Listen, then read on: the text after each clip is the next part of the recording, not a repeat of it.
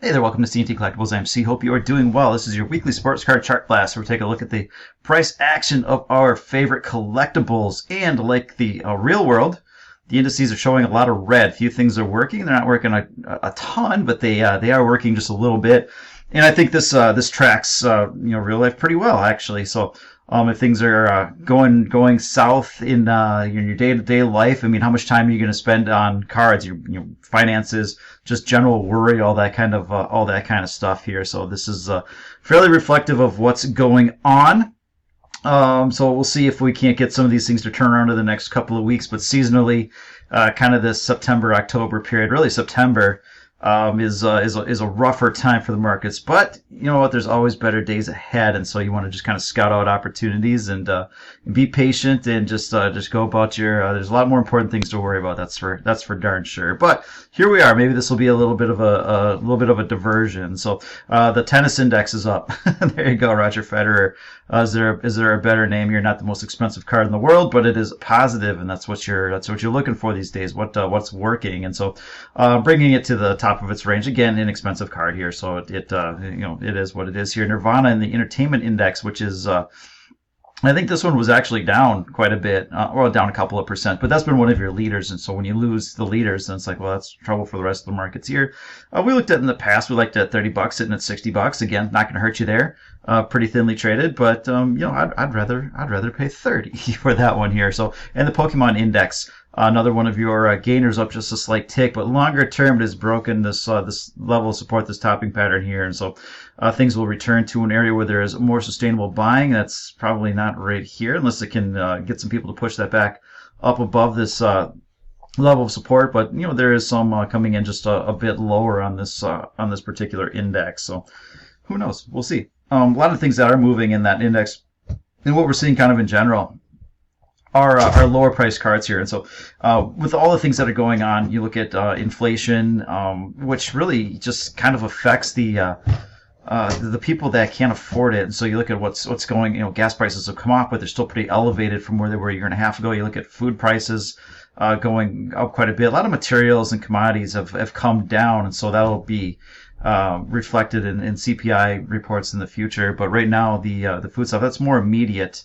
and that's affecting people. And so at the high end, like the people that have millions, they don't care. They'll buy the mantles for $12.5 million. It doesn't matter then. Otherwise, the rest of us schmucks, we're just kind of looking at those cheaper cards. And so the high end, where there's very few of them, there's enough people to absorb the supply of those. But I think the stuff that really gets hurt are, you look at the cards that are a bit more common, and they may cost a couple $100 or in the low thousands or something like that. I think that's kind of your, I don't want to say sweet spot, because it's not going to be so sweet for them or whatever, but I think that's where people will perhaps stay away for the most part. But the low cards, people are still going to want to have their fun. So let's start off with Mike Trout, one of those cards in that area where I think you could see more of a decline than others. And we've seen that. I mean, this was a $10,000 card at one point. That sale was canceled, so I think $8,000 is the official sale on that one. But we had areas marked out, $3,000, $2,500 to $3,500 for breaks that. Then you're looking for $2,000, then $1,500. And so $1,500 has been the low. It's ticking up there. Momentum's not really showing a whole lot of confidence in this card moving up. And I think in the offseason, he's having a terrific season. In the off season, if it dropped down to an even 1,000 or something like that, sure wouldn't surprise me. It's just a little bit out of sight, out of mind. But he has shown that whatever issues that are affecting his back they're not going to be an issue for the most part. He's going to continue playing at an extremely high level, and this will be a first inner-tier Hall of Famer if he wants to play until 35, 36, 37, and he should be able to put up some pretty ridiculous numbers that may be tough to replicate these days here. So anyways, 1,500 is kind of your line in the sand on that card here, and we are looking at his draft prospects. This is just fast. Yeah, I'm just like looking at this card here. So it's put in just a tick lower price than we've seen in the past year. I think 82 or 8,300 was the low price. Now we're at 7,900. And again, if the rest of his cards kind of go down, then they'll drag this card down with it. And if it got again to the $4,000 or $5,000 mark, wouldn't surprise me right here. But now it's sitting at this level of support. See if it can't get a bit of a bounce. All right, the man of the hour, Aaron Judge, his card index is it's going off the screen here. I'm covering it up, but just trust me, it's rising here. So all rise, right, and on increasing volume as well. So there's some interest here. So this is your presumptive MVP for the AL. Ohtani, what he's doing, probably should get it, but you know what? Aaron Judge probably should have had it back in 2017 as well, and that's how it goes. But this year he's probably the guy as he sets a new AL home run mark here, and it's reflected in his cards. I remember looking at this one at $50. What was the last year? Saying, you know what? Even I want to get one of these, and I could never get it at 50, and then it got up to like 150. I'm like, I'm not paying that. And now it's like a $900 card, $1,000 card. So that's how it goes. Nice rip here. Now it is on very, very little volume.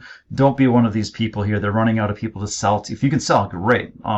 But as soon as you get caught up in this area buying, it's like, who are you going to sell to? Because you're the only one willing to pay that price. And so, running out of gas here, running out of steam. This may be a buy the rumor, sell the news type deal here. So the rumor of the AL MVP, and then the news could bring it back down to still a pretty nice price if you're buying in here. But if you flip this upside down, these one-offs hadn't end well, and you've got one going the other direction now here. So. Another card that's going pretty well is his Bowman's Best Sapphire, so that's sitting right at the top of the range here. Not a lot of action on these cards or anything like that, so maybe a bit more palatable. And a card that's actually losing a bit of value, but still pretty elevated. It has actually lost a few percentage points this week, but it's been in a pretty nice uptrend as well as the Topps Archives rookie. So anything Aaron Judge right now, it's just like, you know what? Honestly, is this the time you want to buy it? Sit and watch, and if you need to unload it, maybe try and do that. Now, Shohei Ohtani, who maybe should be the MVP, and he could make this case for the next couple of years if he keeps pitching and hitting at this level here. His index saw a nice little pop this week back up to its previous high. It actually exceeded this line a little bit here. So he put in a marginal new high for his index of cards on Card Ladder here on decreasing volume. So not the ideal situation, but if you look at his Chrome update, PSA 9, if you're willing to go collector grade rather than investment grade, these are pretty reasonable. These are affordable-ish cards or whatever. So those prices are declining, continue to decline. So a lot of people like that batting pose, and it's continuing to travel south here. And I think it's at an area where it's like, you know what, have some fun. Probably not going to hurt you. And this guy, I think over the next few years, again, can he be one of the top handful of guys at each position? I mean, that's pretty special stuff here. So I don't know how long he can do it or what that does for long-term relevance Hall of Fame chances. But it's like, all right, I think what he's doing is pretty unique. But again, downtrend until it isn't. And here's his Chrome Refractor pitching. Sideways action, just not reflective of what he's doing this year. So he may represent a pretty decent opportunity if again a couple more years of this, and people just be like, they won't be able to die. I've been kind of a denier as well. It's like, all right, he's really good at two things, and it's like, okay, he's really great at two things here. And the late start, maybe the baseball gods won't care as long as he does two things, and maybe that makes up for lost time here. Bo Bichette having himself a heck of a finish to the season here. He will have some playoff relevance, and so could be fun to watch here. We like this X factor in this area. We got a nice pop, but it just brings it back up to this area of resistance here. So if he can continue his toward play in the playoffs and they go deepish into the playoffs, then we could see some further prices on this one. But for now, I think you just kind of hold off and wait for this to come back. Again, not the most expensive card, but save you $20 or something like that. Again, loved it at that sub $50 level, and maybe you got to let it return to that level to do anything with it. And so his Bowman Draft autograph, that's getting a little bit of love here as well. It's returning to an area of support and getting a big move here. So bringing you back up to, again, these cards all kind of traveled the same. And so here's your previous support is now resistance, and there you are in one sale. So it's like, all right, maybe wait a little bit here, but I think going into the playoffs and heading into next season, there'll be some more chatter about Mr. Bo Bichette. J-Rod, your rookie of the year. And your people have to go back to looking for his Bowmans because short print apparently is mildly existent to non-existent for the time being. So back to his prospect cards here, I guess. So big pop earlier in the year. It's like no, so return to the top of the range. Just setting up a new range for him. He's earned it. So here it is. His prices now have a new floor until they don't, and so. Maybe in the offseason it drops back into this range, or if he gets off to a slow start. But for now, this is just kind of your price if you want him. So, do with that what you will, which is probably not much for the time being. Again, super relevant, and in the off season, there may be a better opportunity to do something with his cards, and we'll check in from time to time and see if we can spot that for you. All right, do some football here at the 9:45 marks. I'm gonna do chapters. I'm gonna try to do that for you guys here. So, Lamar Jackson, this is the base PSA 10, led all quarterbacks in scoring, at least for fantasy, at least here. So, had a nice rushing week, a nice passing week with 3 combined touchdowns or something like that. I can pull it up. I think I have them up here. I don't have them up here anymore. I had all the stats up here, just looking at who is doing really, really well. And Lamar Jackson was doing really well, and his cards dumped on the news here, bottom of the range. And so, if you're looking for a nice condition, Lamar Jackson, this sets up a pretty decent opportunity again if he can keep this going, and he should be relevant for the football season. This isn't a deal where we're heading into the offseason. He's not going to be irrelevant. He should have a few more really, really good weeks. It's a guy that wins a ton of his regular season games, and so maybe a decent spot. Now, there's not a lot of bias here, so you prefer to have more settled buying and selling. This volatile stuff here does indicate kind of a direction change. I would wager up, but who knows? The market will tell us at some point where that goes. Tua had himself a monster game here. So, is he going to be able to keep doing that? Can he continue to do that? So here's just Prism Silver and a raw. Not a lot of great examples on the old ladder here, top of the range here. And so what he'll have to do is continue to play at a very high level, outperform those expectations if he wants to keep going. Anytime we've reached outside of this range, at least in recent history, it's been these one-offs that bring you right back in. And so can you have sustained buying up here? Well, he's going to have some sustained play to have that happen. Stephon Diggs grabbed three scores here, and it brings him up to potentially the top of his range. But we are seeing some more volume on this. There's actually a number of recent sales. Right? He had a really big week. And so more people are interested in this card, and that's what you need if you want to push this thing up and out and get back to these previous highs here. So not a lot in this area. I think this is out of the question for now because he looks good. That whole team looks amazing here, so he should be pretty relevant. I think you wait. If it breaks out and holds, then great, get a couple more purchases, but maybe a week where he has 60 yards, no touchdowns or something like that, maybe a better price here. But whatever that number is, I don't know, it's $80 or something like that. I don't know if it gets down there or whatever. I just think risk reward right now doesn't set up super favorably, but the market doesn't care what I think. The market will tell you what it thinks. All right, Jalen Hurts. We won't talk about the particular team that he rolled over this week, but he had a good game. So downtrend broken. We spoke about that last year. We liked him on the breakout. And, this area was kind of our sell, and then it's like, all right, on the retest, we liked it again. Then I didn't really talk about him for a long time, so, I won't pat myself on the back or anything like that, because I didn't really follow it that closely, but coming into the season, he was a target at least, and it's been steadily traveling upwards, and this is too much. So, again, not the most expensive card in the world. Well, what is it, $800? Yeah, that's pretty expensive. Wait on that one here. So that's one person that brought that price up from 400, 800 or whatever. So don't be that person. Wait for it to come back down.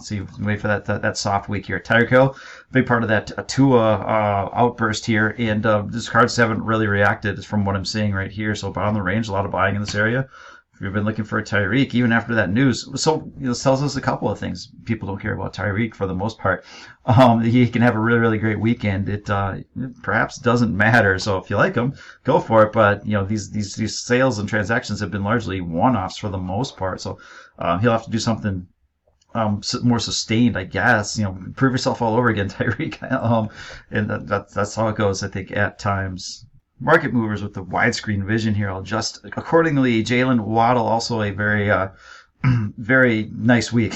So it should be somewhat of a monster. We looked at him in the preseason, he and Tua, and it's like, all right, seeing a lot of volume on these guys, and they're probably at least low level shots. The Jalen Waddle, and now it's a $16 card. It was a $7, but it's like that's what we're looking for. It's like, all right, if he has a good week, he and Tua, this could be a double or a triple, and that's what it's done, and it's still really affordable if you want those Prism Silvers. So if he keeps doing this, then it'll start to run away a little bit. But it was never a $300. To like one person, it was a $300 card. So I don't know what it takes to really start to rip it up or anything like that and really get this thing going. But heck, there's still some meat on the bone. I don't think it hurts you too much if that's what you're still looking for. And Amon-Ra St. Brown had himself a really nice week, but he's a Lion, so nobody cares. But now you're back into a range that don't think this hurts you, and I think he's a really good player. So that's these Prism Silvers. If you get them raw, it's like the conditions still probably still going to be, pretty nice on a lot of these cards. These are pretty cheap. I don't know that the spread is so wide that people feel like they have to get them graded. You're probably still getting a really nice card, and so I think there's still some value on these cards here. So. I think that's what I probably have for you. I thought I charted C3PO and a PSA 8 because I like to end up with that one here.